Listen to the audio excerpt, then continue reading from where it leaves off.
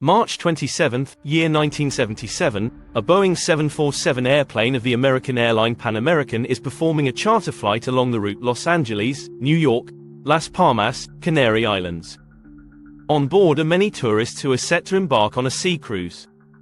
In New York, the crew changes, and experienced pilot Victor Grubbs takes the commander's seat. There are no vacant seats on board 380 passengers and 16 crew members. The plane takes off smoothly from New York and heads towards Las Palmas Island. At the same time, a Boeing 747 of the airline KLM is flying from Amsterdam to Las Palmas, under the control of highly experienced pilot Jacob Van Zanten. Being an instructor, he spent most of his time in simulators training pilots, rather than flying the actual airplane. In the cockpit, he is respected and fully trusted. On board are 249 passengers and 14 crew members. Both planes' flights are proceeding normally, but just before landing at Las Palmas Airport, a terrorist attack occurs. There are no casualties, but the local authorities close the airport, and all incoming planes are diverted to the nearby island of Tenerife. The flight is short, and within half an hour, both liners land successfully at Los Rodeos Airport. This airfield was not designed for such heavy traffic, and the planes are forced to stand on the taxiways. Moreover, it is located between two mountains, from which fog sometimes suddenly descends, reducing visibility. After arriving on the island, both crews understand that the stop will be long, and they decide to disembark the passengers. The KLM pilots are dissatisfied with the long stop and nervously discuss new restrictions in their airline regarding flight hours. The point is that if they are delayed here any longer, they risk not returning to Amsterdam and would have to rest and wait until morning. There is a version that KLM management personally ordered Van Zanten to leave by 1900 local time to avoid additional costs for the airline. In any case, the pilots want to leave the Canary Islands as quickly as possible. To save time, they decide to refuel the plane fully, so they won't have to spend time on this in Las Palmas. A few minutes after the refueling process begins, the dispatcher announces the reopening of Las Palmas Airport and offers immediate departure. The Pan American crew, hearing this news and already ready to take off, requests permission to start the engines and taxi. But the dispatcher denies the American crew because they simply will not be able to bypass the Dutch plane. After half an hour, the KLM Boeing is refueled, and all passengers have returned on board. All except one girl, who decided to stay in Tenerife with her friend. Now, there are 248 passengers on board the Dutch liner. The KLM crew is allowed to enter the runway, follow it, and then turn left onto the taxiway through exit number 3.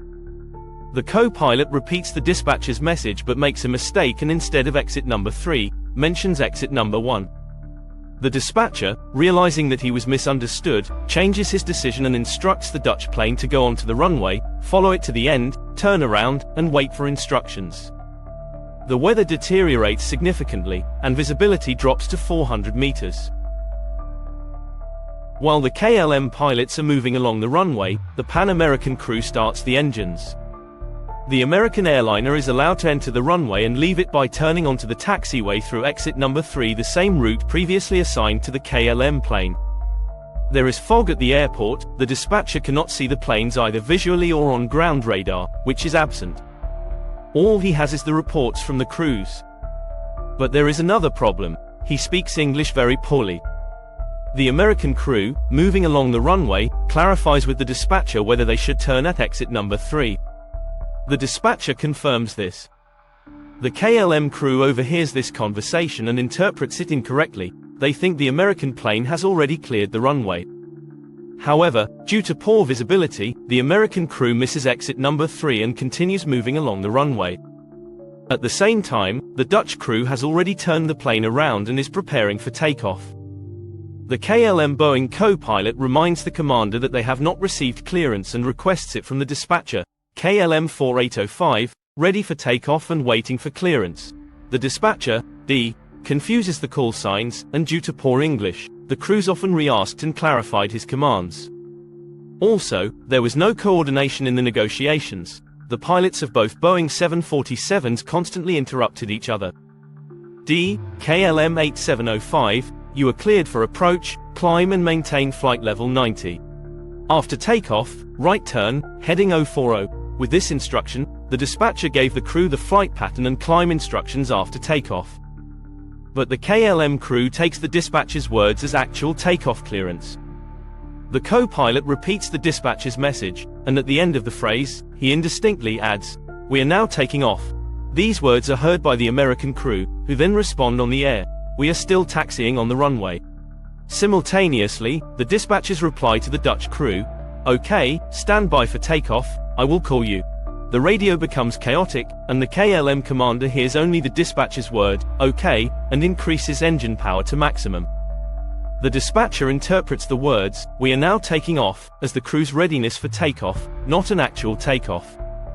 He then asks Pan American to report when they have cleared the runway. This is heard by the KLM flight engineer, who expresses concern to the commander that perhaps the Pan American plane has not yet cleared the runway. But the decisive and calm response of both pilots extinguishes any doubts in the cockpit. The heavy machine accelerates along the runway. The Pan American crew saw the approaching lights of the KLM Boeing 747 approximately 700 meters from the point of collision. "Captain, see. He's coming, look. Damn, that son of a is coming. Co-pilot, CP, get out. Get out, get out." By this point, the KLM plane had already begun to lift off. Its commander, seeing another plane on the runway, pulled the control wheel sharply. But the machine was too heavy, as it was fully fueled. It hit the runway with its tail, lifted off the ground, but too late. A terrible collision occurred. After 150 meters, the liner crashed, and both giant planes caught fire. Due to the thick fog, no one noticed the collision. Only a few minutes later, a report came in about a fire on the runway. Fire crews arrived at the scene and found the burning KLM plane. A little later, they discovered the second liner. All 248 passengers and crew members on board the KLM Boeing perished. At the same time, 335 people lost their lives on the Pan American Boeing, and 61 managed to survive.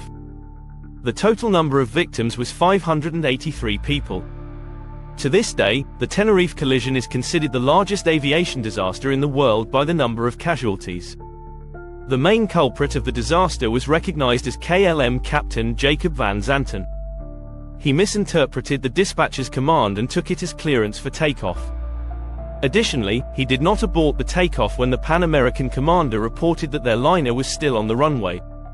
The following factors also played significant roles. The flight engineer tried to say that there might be an obstacle in the form of another plane on the runway, but Van Zanten's confident response and authority extinguished the doubts of the entire crew. Radio interference and pilots constantly interrupting each other's transmissions.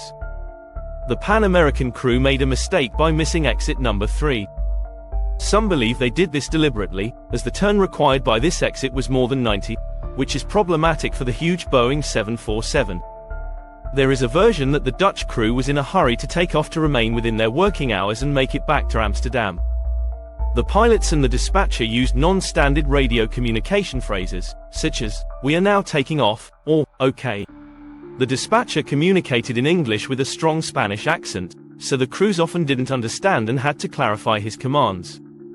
The high authority of instructor pilot Van Zanten convinced the crew that their commander could not be wrong. As a result of the investigation, the International Civil Aviation Organization, ICAO, developed a unified standard for all international airports.